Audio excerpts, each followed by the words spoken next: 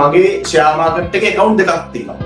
එක account එකක් මම තියන් ඉන්නේ long term. ටිකක් ලොකු ගාණක් දාලා තියෙනවා එකේ.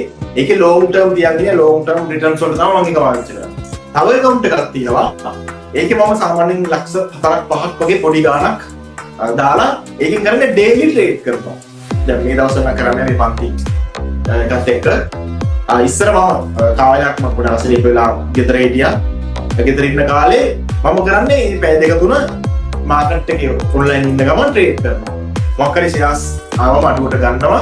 ඒ දවස් ඇතුළත වැඩියට දෙන්න පුළුවන් chance තියෙනවා. හැබැයි මෙහෙමයි. හැම වෙලේම මේක හරියන්නේත් නැහැ. හැමදාම හරියන්නේත් නැහැ. සමහර දවස් තියෙනවා ඩොස් වෙච්ච අවස්ථාවලුත් තියෙනවා. සමහර දවස් තියෙනවා දවසට 15000 20000 වගේ හොයාගත්ත වෙලාවලුත් තියෙනවා. සාමාන්‍ය ඇවරේජ් මම දවසට 6000ක් 5000ක් වගේ ඒ දවස් ටිකේ සාමාන්‍ය මාස 3ක් වගේ කාලයක් ඒ මාස ටිකේ මම හෙව්වා. හැබැයි ඒකටත් අර කාලා තියෙනවා හැම වෙලේම. දැන් මේ කාලේ ටිකක් ඒක ටිකක් රිස්කි වැඩි.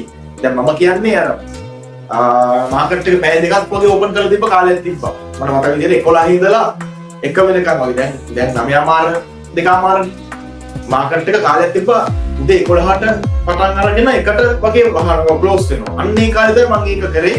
මම අර කලින් කිව්වා වගේ ගෙදර හිටපු කාලේ මේ කොහමද හැමදාම වගේ සාමාන්‍ය 3000ක් 5000 ඇවරේජ් 5000 මම හොයාගත්තා. කරන්නේ දැන් සමාන වෙලාවට මාකට් එකේ උදේට ෂෙයාර්ස් අප් වෙන වෙලාවල් තියෙනවා. ඒ කියන්නේ මාකට් එක පටන් ගත්ත ගමන් ෂෙයාර් එක වැලියු ග්‍රෝ වෙනවා. සමාන වෙලාවට මාකට් එක ක්ලෝස් කරන මොන මෙන්න ෂෙයාර් එක ග්‍රෝ වෙන වෙලාවල් තියෙනවා. ඒ වගේම තමයි ඉතින් අනිත් පැත්ත. මාකට් එක ඕපන් වෙනකොට ෂෙයාර් ප්‍රයිස් එක අඩු වෙන වෙලාවල් තියෙනවා. ක්ලෝස් වෙනකොට ෂෙයාර් ප්‍රයිස් එක අඩු වෙන වෙලාවල් තියෙනවා. පොඩ්ඩක් ඉතින් ඒක ඇනලයිස් කරලා තමයි ඒක කරන්න ඕනේ. දැන් සාමාන්‍යයෙන් මම කරේ මම මුලින්ම කම්පැනි කීපයක් තෝරගත්තා. මම ඒ දවස්වල තෝරගත්තා මිලේනියම් ඩෙවලොපර්ස්ලා. ඊට පස්සේ ටෝකියෝ සුපර්. ඒ වගේ කීපයක් මම තෝරගෙන ඒ කට්ටිය ඒ කම්පැනි එක මම හොඳට ඇනලයිස් කරා.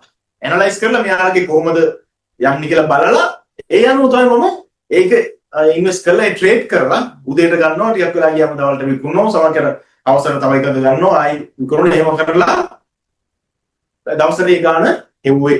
ඉතින් රිස්ක් එකකුත් තියෙනවා රිටර්න් එකකුත් තියෙනවා. ලාභ වෙච්ච දවසුත් තියෙනවා පාඩු වෙච්ච දවසුත් තියෙනවා. හැබැයි සමස්තයක් විතර පොදුවේ ගත්තොත් ලාභයි.